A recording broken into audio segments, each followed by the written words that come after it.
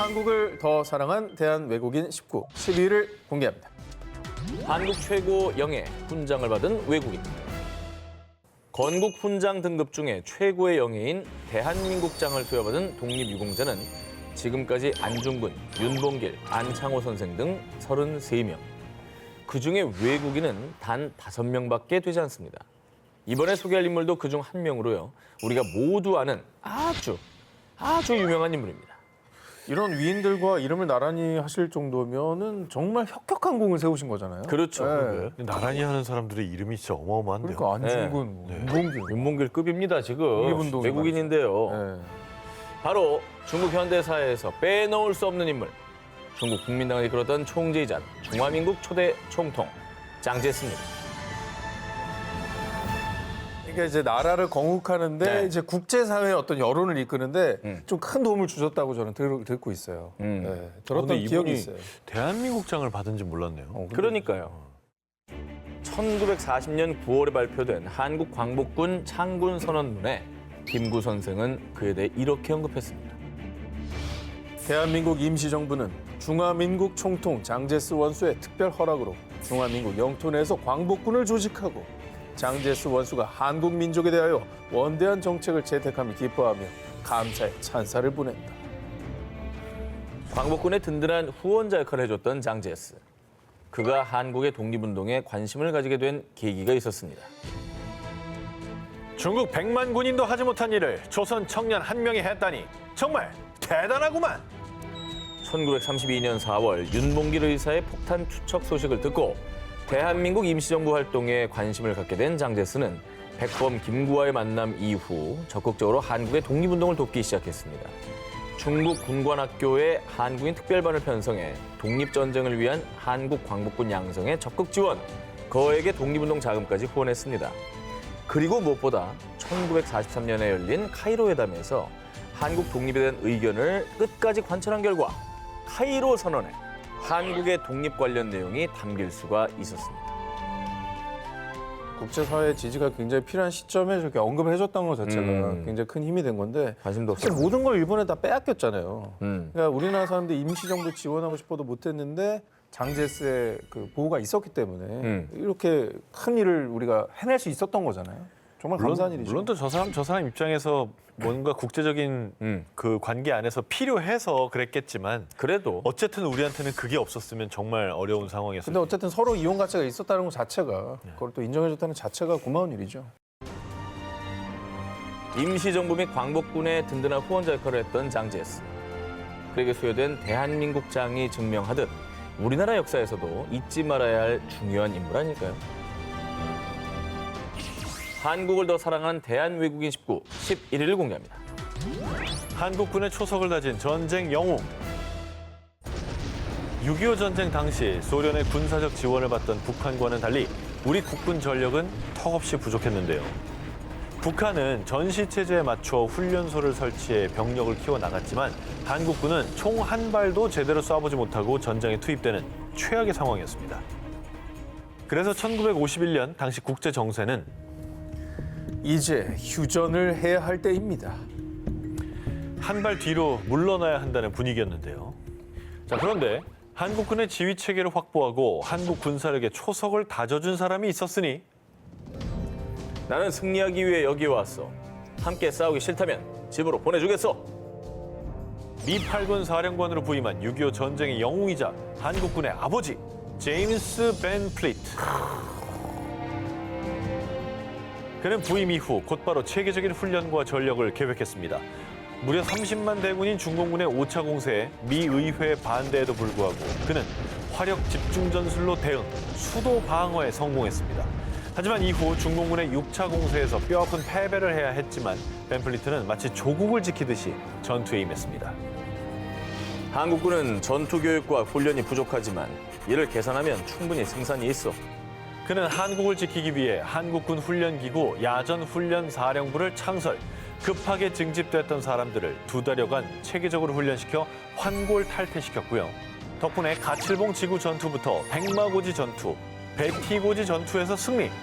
또 벤 플리트 장군은 1951년 육군 사관학교를 재창설, 한국인 간부 양성에도 힘을 쏟아 독자적인 군사 훈련이 가능하도록 탄탄한 체계를 가져갔습니다. 야, 2달 만에 저렇게 혁신적인 변화를 이끌어내다니 진짜 대단하네요. 훈련 체계가 아예 없었을 텐데. 네. 어떻게 보면 파견된 그냥 나라에 불과할 수도 있는 건데 그렇죠. 저렇게 애정을 갖고 참 열심히 훈련시키고 시스템을 만들었다니까 한국 사람처럼. 네, 대단하네요. 그는 평생 한국을 사랑하고 지켜낸 우리가 기억해야 할 대한 외국인이었습니다. 한국을 더 사랑한 대한외국인 19 17일 공개합니다. 무물을 뛰어넘은 애국심. 자, 이 사진 속 인물들은 한국 광복군 소속 부대 인면 전구 공작대로요. 1940년대 인도에서 촬영한 사진인데요. 제2차 세계대전 당시 인도, 미얀마 지역을 점령한 일본군에 맞서 연합군인 영국과 공동작전을 수행, 항일 투쟁을 펼쳤습니다. 근데 뭐 사진 속에 외국인도 보이는데요? 그렇죠. 예. 자, 사진 속의 외국인은 한국 광복군이 낯선 인도 땅에서 만난 은인과도 같은 사람, 롤랜드 클린턴 베이컨 대위입니다. 캐나다 출신인 그는 인도 주재 영국군 소속 장교로요. 한국을 위해 목숨 바쳐 항일 투쟁 전면에 나섰는데요. 오.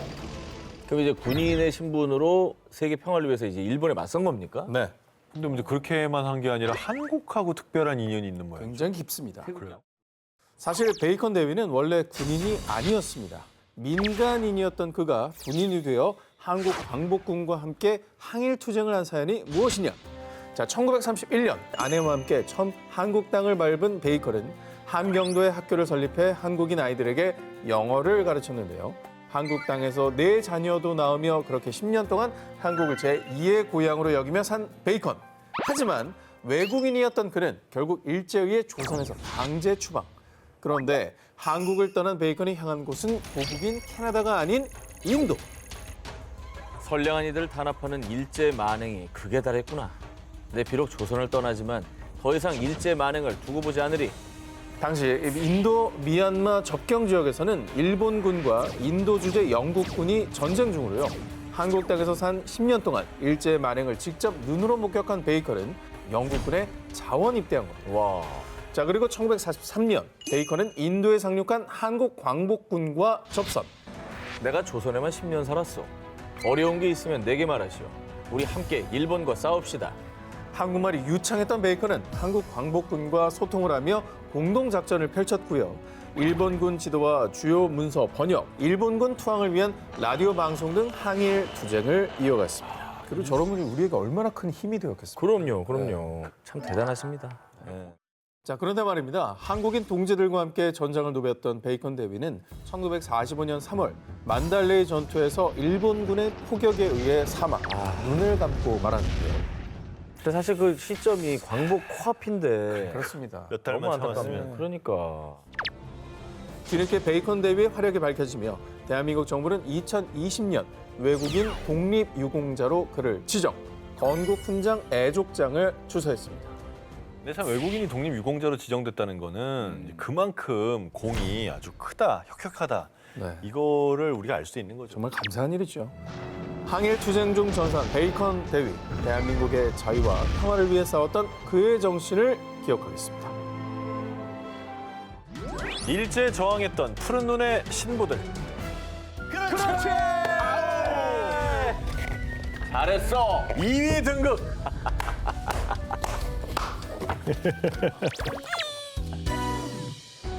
일제 강점기, 사방이 바다였던 제주도는 커다란 감옥이나 다름없었습니다. 조선인을 향한 수탈과 착취, 민족적 차별은 기본이었고요. 온갖 공사의 제주도민들을 강제 동원. 일제는 한국의 아름다운 섬 제주를 무서운 속도로 잠식해가고 있었습니다.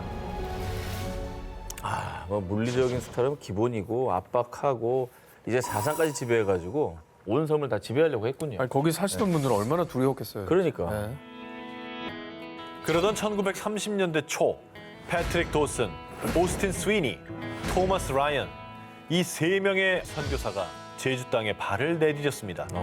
푸른 눈의 신부들에게도 일제 압박은 예외가 없었습니다. 당시 로마 가톨릭 교회는 조선 천주교회를 일본 교회의 일부로 인정. 이에 일본은 천주교까지 일본화하며 모든 사상을 장악하려 했는데요. 하지만 슬픔에 잠긴 제주도 도민들을 목격한 세 신부는 가슴이 뜨겁게 끓어올랐고요. 조선의 독립을 위해 뜻을 모았습니다. 성당에 내걸린 일장기를 망설임 없이 제거, 오히려 일장기를 발로 쾅쾅 짓밟으며 우리 민족에게 거침없이 항일 의식을 고취, 신사참배를 거부하도록 하며 신과 다름없던 일본 천황을 거침없이 깎아내리기도 했고요. 학생 신자들에게 민족의식을 계속해서 일깨워주기도 했습니다. 그렇게 일본을 비난하고 패전을 예언했던 세 신부는 일제에겐 눈엣가시가 될 수밖에 없었고요. 결국 근거 없는 유언비어를 유포했다는 등의 명목으로 일본 경찰에 끌려가 모진 고문을 당한 신부들. 하지만 감옥에서도 세 신부의 기계는 결코 꺾이지 않았습니다. 아휴. 그렇게 세 신부가 감옥에서 옥고를 치르는 사이 드디어 해방된 조선. 나름대로 또 저 세 분은 얼마나 감동했을까요? 그죠? 보셨어, 광복을. 네. 진짜 정신적인 지주셨겠네요. 그 당시 제주도민들에게. 일제강점기 제주도 도민들의 정신적 지주였던 선교사 3인. 푸른 눈의 세 신부는 우리들의 진정한 동지였습니다. 한국을 더 사랑한 대한외국인 19 1위와 18위 헤드라인 공개해 주세요. 한글을 사랑했던 대한외국인. 제주, 귤의 섬, 그 시작. 자, 기자님께 질문 좀 드려보겠습니다. 아마 어려운 질문일 걸로 생각이 드는데요. 우리나라 최초의 한영사전, 과연 누가 만들었을까요?